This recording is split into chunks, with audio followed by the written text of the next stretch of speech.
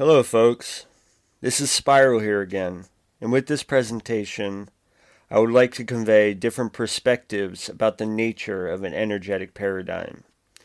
The entirety of creation and creational energies, in all of their constructs, can be pictured as an aqueous-like fluid. This fluid contains the base codes for creation. When referring to an energetic paradigm, it is this ever-expanding aqueous fluid that is being referred to. An energetic paradigm is the fluidity of infinity. The reason why liquids, or water to be specific, is a good representation of an energetic paradigm is not solely because of its movements and defining characteristics. Within the third dimension, almost all sentient life forms contain water to some degree, and need water to exist. Water is very subtle, but its roots are spread far and wide. With its subtle nature comes great power. This great power can be observed as a physical manifestation just by taking a stroll along the beach on a stormy eve. Water has the capability to slowly create magnificent sights over a long period of time, and it also has the capability to violently destroy within seconds. Water supports almost all life forms on this planet in the third dimension through H2O nutrition. This is merely just another small reflection, and we require water to the same degree that we necessitate creational energies. It is the very same premise when it comes to an energetic paradigm. It can be pictured as an energetic fluid that is present within all regions of space, time, and experience. Liquid-like energies have some similar characteristics to material liquids themselves. They have widespread application due to their uniquely flexible nature without any rigidly defined form or state. They have the potential to take on many different roles and positions because of that flexibility and widespread application. One could say that material water itself is only a micro-reflection of the fluid-like creational energies of an energetic paradigm on the macro level. The base codes of creation are very similar to binary codes, or the primary colors of red, yellow, and blue. With those simple base elements, an infinity of variety is created, without limitation or end in sight. This fluid of creation contains all things within creation, including time and space. From the third dimension, time seems to move in a linear progression of sequential moments. But time is more like an infinite ocean, and every one of us has the capability to visit any part of it and any potential in it that one may find. Due to the limitations of the dimensional variation in which we currently reside, the linear progression of sequential events, or what we call time, is greatly limited. In the third dimension, we subjectively experience in the present moment only. In higher dimensions, one could say that the moment for those beings is substantially longer and more far spread. Since it's not as restricted as our experience with time here, they are able to subjectively travel up, down, left, and right to different parts of the moment we call time. From the third dimension, it may seem that we are stuck on a one-track song of linear progression, but this is far from the case. We may physically be stuck in a very dense dimension, which doesn't allow for free movement in time, but we, the sentient awareness, are not bound to the third dimensional form. If we step back from the subjective experience of the form, we can energetically travel to different parts of time, as objective observers in energetic vehicles of experience. Just like any other skill or trade, one must train themselves to thoroughly learn about it in order to become adequate and sufficient in it. First thing is first. One must start deprogramming their awareness of all the forcefully imposed beliefs and perspectives pertaining to time. In doing so, one creates for themselves a clean slate to discover the true potential and knowledge offered by creation. Experience gained by oneself, unaltered by external sources, is authentic and sovereign, rather than going off what we are told by the external world of illusion. The illusionary ego paradigm is purported by holding up the program description of the ego-defined reality. The more that it can get to identify with it, the more powerful it becomes. A good example is that when we are children, almost anything is possible, and our experiences have a vividly crisp feel to them. As children, we are absolutely carefree, with a fresh air of pure ambition to discover.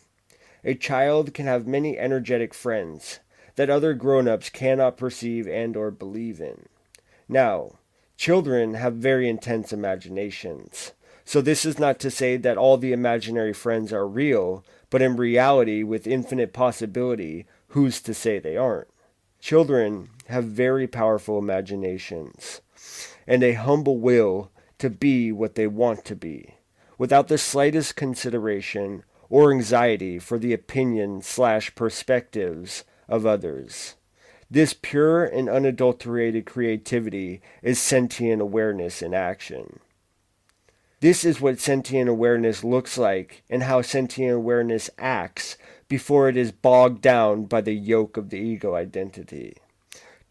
To bleed out the authentic power and creativity of children is a slow process of programming each into the definition of the mass consensus reality.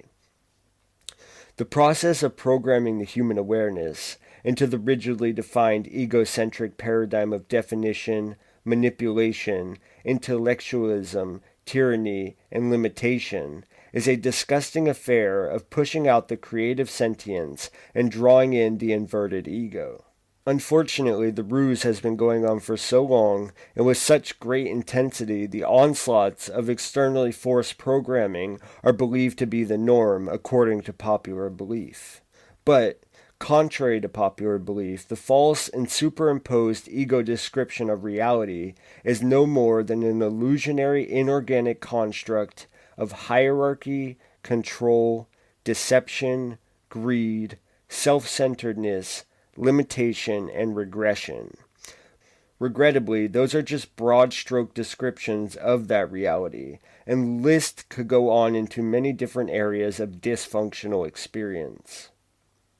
If a distortion continues on for long enough, and what was present before the distortion came about is forgotten, then effectively it becomes the standard. The defected ego reality has become the standard for humanity, but in reality it is just a whole bunch of widely accepted distortions. There have been many different traditions and prophecies which spoke of a time of great chaos, which was to be followed by a time of extreme alterations. This time has come, and the shift can go in two directions. It can continue on its downward spiral, or it can break off from that and begin entering the natural flow of expansion, joining the upward spiral of creation. This change is done on a one-by-one basis, and the choice to course correct is up to each individual. In like kind, the consequences and or rewards will be equal to the choices made by each. Experiences gained by sentient spirit are not quantifiable in variety with unimaginable originality. In like kind, each experience within the perception of sequential linear time are absolutely original every single moment. No experience is ever repeated with the exact identical factors. Every single moment within the greater moment of infinity also contains an endless amount of unique nuances and subtle messages to be extracted and understood. Once the ego identity in thinking mind is silenced through effort and persistence, this other mode of sentient perception can be attained and maintained.